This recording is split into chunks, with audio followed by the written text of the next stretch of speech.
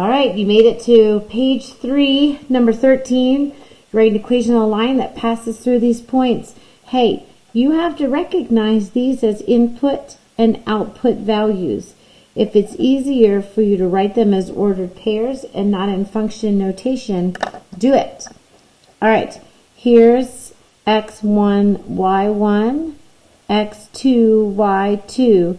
My slope snake helps me keep track of finding my slope. 8 minus 4. That's my change in y. Negative 3 minus negative 5. That's my change in x's. My slope is equal to 4 over, this is plus a positive, and that's going to make positive 2. So my slope is equal to 2.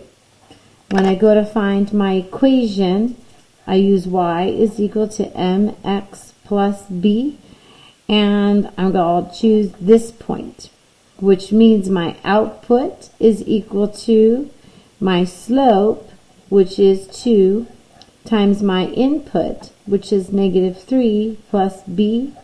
8 is equal to negative 6 plus b. Add 6 to each side, and 14 is equal to b.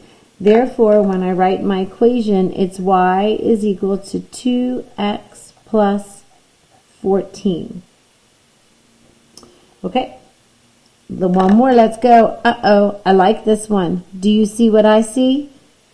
I see a repeat in the x value. So when I go to find my slope, I have my 2 minus 4, but then I have a 1 minus 1. When I see that 1 minus 1, we know that that's going to give me a negative 2 in the numerator and a 0 in the denominator, which means this slope is undefined because I cannot have a 0 in the denominator, which means right away I have a vertical line with an undefined slope and an x in the equation. So all I need to do is take a look at the x value, and I know x is always equal to 1. All right, which equation represents a line that passes through those points? There's no easy way to look at all of these choices, so I'm going to have to first find my slope. And I can do my slope snake. That gives me negative 10 minus negative 1 over 4 minus negative 8. So whenever I am subtracting a negative, that's the same as adding a positive. So my slope looks like negative 9 over 12. That doesn't match any of those. Oh wait, I can divide each of these by 3. If I divide this by 3 and divide this by 3, I get negative 3 over positive 4. I didn't even need to find my b because this is the only slope. All right, number 16.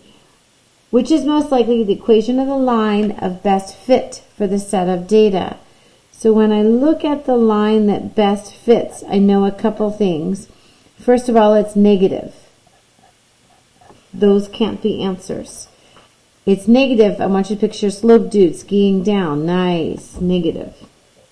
Now I have to look. Does it look like a flat or a steep slope? This is greater than 1. This is less than 1.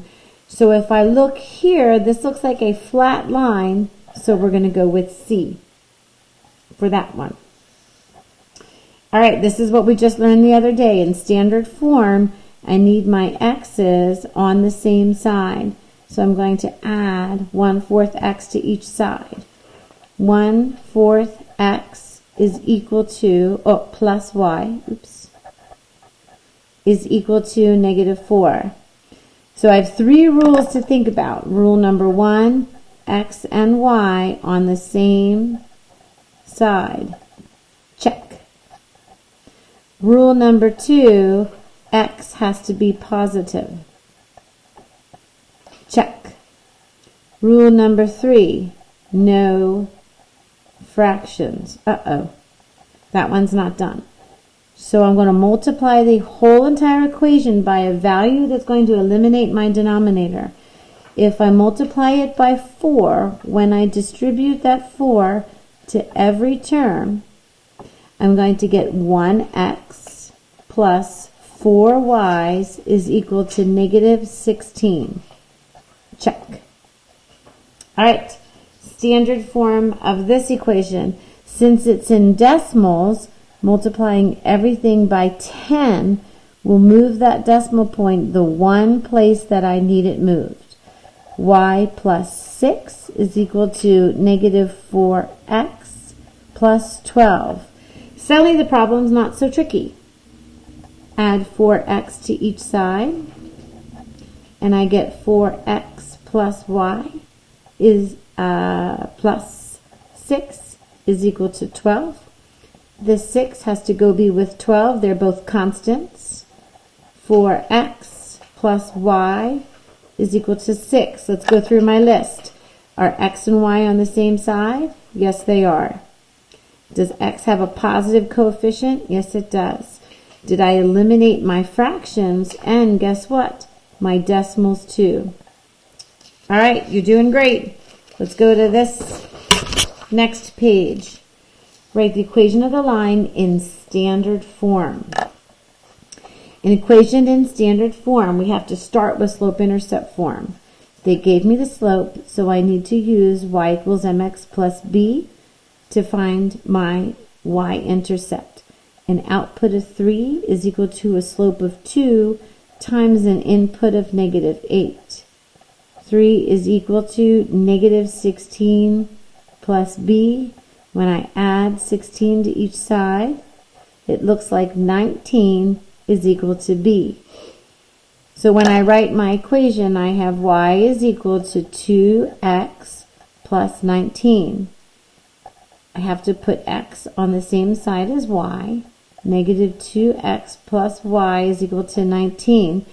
If I think about that list, one thing is wrong, and that is this. So I'm going to multiply the entire equation by negative 1. 2x minus 1y is equal to negative 19. All right. Write an equation of line in standard form. Rats, they didn't give me my slope. So it looks like I need to find it.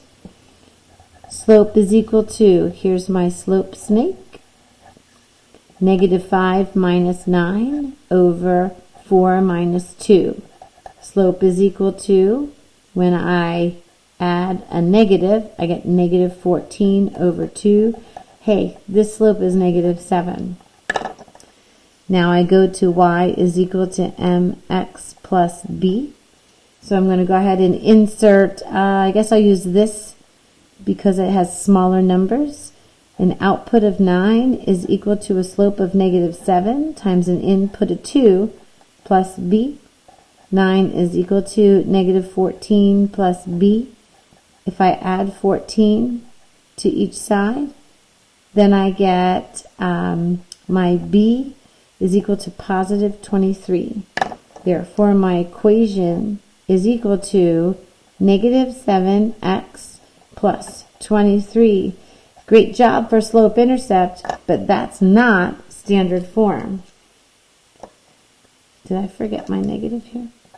So it's an easy fix. All I need to do is add 7x to each side, and I get 7x's plus 1y is equal to 23.